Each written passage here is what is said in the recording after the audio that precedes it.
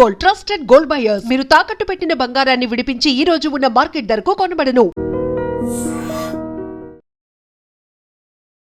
నమస్తే అమ్మా. నమస్తే అమ్మా. అమ్మ, మనకి సాధారణంగా ఏదైనా ఒక సమస్య వచ్చింది అనుకోండి, రకరకాల అనుమానాలు మన మీద, మనం ఆ సమస్యకి మనం ఎంత కారణమయ్యాం అది ఆలోచించాం. ఎంతసేపు ఎంతమంది మన చుట్టుపక్కల ఉంటారో వారందరి మీదకి అనుమానం వెళ్ళిపోతూ ఉంటుంది. ఒక్కొక్కసారి అడిగేస్తాం కూడా. పాపం వల్ల ఆ సమస్యకి కారణం కాకపోయినా వారిని క్రియేట్ చేసేసుకొని, అమ్మయ్యా ఓకే నా సమస్యకి వీళ్ళు కారణం అని చెప్పి ప్రశాంతంగా ఉంటాం కదా. సమస్య వచ్చినప్పుడు అసలు ఎవరిని అనుమానించాలి, ఎక్కడి నుంచి ఈ సమస్యకి పరిష్కారాన్ని ఎత్తుక్కోవాలమ్మా? ఇది బ్లేమ్ గేమ్ అని ఒకటి ఉంది కదా, దానికి బాగా అలవాటు పడిపోయాం. ఓకే, అంటే ఎవరో ఒకళ్ళని తప్పు పట్టడం. ఎందుకంటే ఎవరికి వాళ్ళు నేను పర్ఫెక్ట్ అనుకుంటారు, నేను తప్పు చెయ్యలేదు అని తమని తాము నమ్మించుకునే ప్రయత్నం చేస్తారు. నిజంగా ఒక్క క్షణం ఆలోచిస్తే తప్పు మేమే చేశామని తెలుస్తుంది, కానీ ఆలోచించరు. అంత ఇష్టం ఉండదు. ఎందుకంటే వాళ్ళు తమని తాము నమ్మించేసుకున్నారు. నేను తప్పు చెయ్యను, నా వల్ల తప్పు జరగదు అనేటటువంటి ఒక ఆత్మవంచన, అంతే. దీంట్లో బతుకుతూ ఉన్నారు.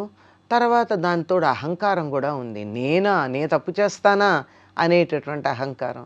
ఈ కారణంగా మరి కారణం ఎవరు? ఇక్కడ ఒక పొరపాటు జరగడానికి ఎవరు కారణమని బయటంతా వెతుకుతూ ఉంటాం. మనకు ఉదాహరణకు చెప్తూ ఉంటారే, చంకలో పిల్లాన్ని పెట్టుకుని ఊరంతా వెతుక్కొచ్చింది అని. అట్లా ఎక్కడుంది అని వెతుకుతూ ఉంటాం. మనకు కూడా చాలాసార్లు అనుభవం ఉంటుందమ్మా.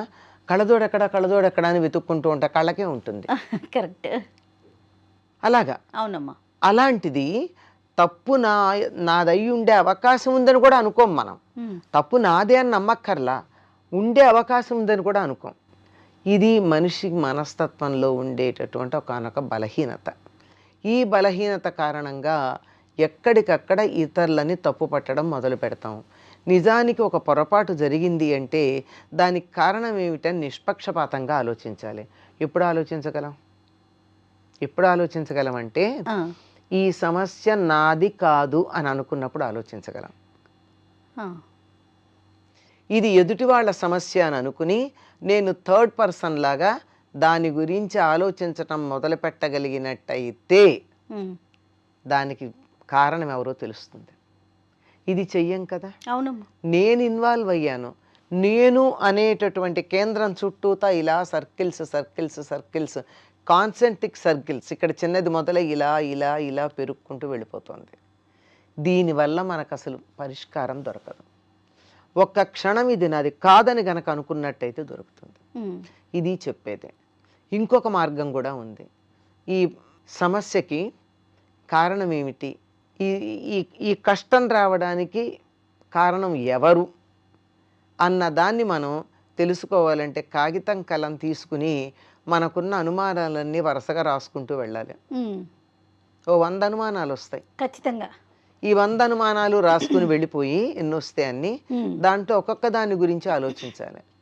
వీళ్ళు కారణం అయ్యి ఉంటారా? ఎక్స్ వాళ్ళ స్వభావం ఏమిటి, వాళ్ళు ఇంతకుముందు నాతో ఎట్లా ప్రవర్తించారు, అవును, ఒక పొరపాటు పని చేశారంటే దానికి తప్పనిసరిగా ఒక మోటివ్ ఉంటుంది కదా, ఓ ప్రయోజనం ఉంటుంది కదా.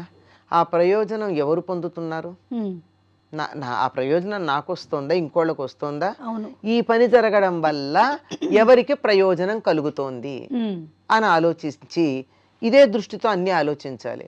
ఎక్స్ గురించి అనుకున్నట్టయితే ఈ ఎక్స్కి ఈ పని జరగడం వల్ల ప్రయోజనం ఉందా? వాళ్ళకేం లాభం లేదు కదా, ఎందుకు వాళ్ళని అనుకోవాలి? ఈ సందర్భంలో వాళ్ళు దరిదాపుల్లో లేరు కదా, ఎక్కడికి వెళ్ళారో తెలియదు కదా. ఇలా అన్ని అలా ఒక్కొక్కటి ఎలిమినేట్ చేసుకుంటూ ఇలా ఎక్స్ నుంచి YZABC. ముందుగా ఎవరి మీద వస్తుందంటేనమ్మా, మనకి ఎవరి మీద అయితే కోపం ఉంటుందో ఫస్ట్ అనుమానం వారి మీదకే వెళ్ళిపోతుంది. అవును, మనకు కోపం ఉన్న వ్యక్తి మీదకి ఇమీడియట్గా వెళ్ళిపోతుంది కదమ్మా. వారు చేయొచ్చు చేయకపోవచ్చు, బట్ అనుమానం అయితే వెళ్ళిపోతుంది కదా. మరి మనకి ఎందుకు కోపం వచ్చింది? వాళ్ళు ఏదో ఎప్పుడో మనకి ఇష్టం లేని పని చేశారు, మన ఏదో నిందించారు, మనం ఏది తప్పు చేయకుండానే మన ఆరోపణ చేశారు, నువ్వు తప్పు చేశావని. ఇట్లాంటిది ఏదో ఒక చరిత్ర ఉంది. ఈ చరిత్ర కారణంగా వాళ్ళ మీద మనకు కోపం ఉంది కనుక ఇదంతా మనసులో వర్కౌట్ అవుతుంది. అవును. అందువల్ల సమస్య పరిష్కారం కావాలి అంటే చరిత్రలు వద్దు, ఫ్రెష్గా మొదలు పెట్టాలి ఆ సమస్య గురించి. అందరు చెప్పా కదా, మోటివ్, ఈ పని జరగడం వల్ల ప్రయోజనం ఎవరికి, ఏ ప్రయోజనం అన్న దాని దృష్టితో ఆలోచిస్తే సగం మంది ఎలిమినేట్ అవుతారు. మిగిలిన సగం మంది మిగిలినటువంటి రకరకాల ఫిల్టర్స్లో ఎలిమినేట్ చేసుకెళ్ళచ్చు. కానీ దీనికి చాలా ఓర్పు కావాలి, చాలా నిష్పక్షపాతంగా ఆలోచించగలిగిన సామర్థ్యం కావాలి. మనకు అంతెక్కడుందమ్మా? సమస్య రాగానే ముందు బెంబేలు ఎత్తిపోతాం కదా, కంగారు పడిపోతాం. ఎలా ఉందంటే పాము ఎదురుపడిందంటే కంగారు పడి పాము తల మీదే కాలేస్తాం. కరెక్ట్ చెప్పారు. జాగ్రత్త జాగ్రత్త జాగ్రత్త అని, అంతేగాని తప్పించుకు పెడదామని ఆలోచన ఉంటుంది, రాదు. అంచేత కంగారు పడకూడదు, తొందర పడకూడదు, తొందరపడి ఎవరిని అనకూడదు. ఎందుకంటే వాచాదోషం అంటారు.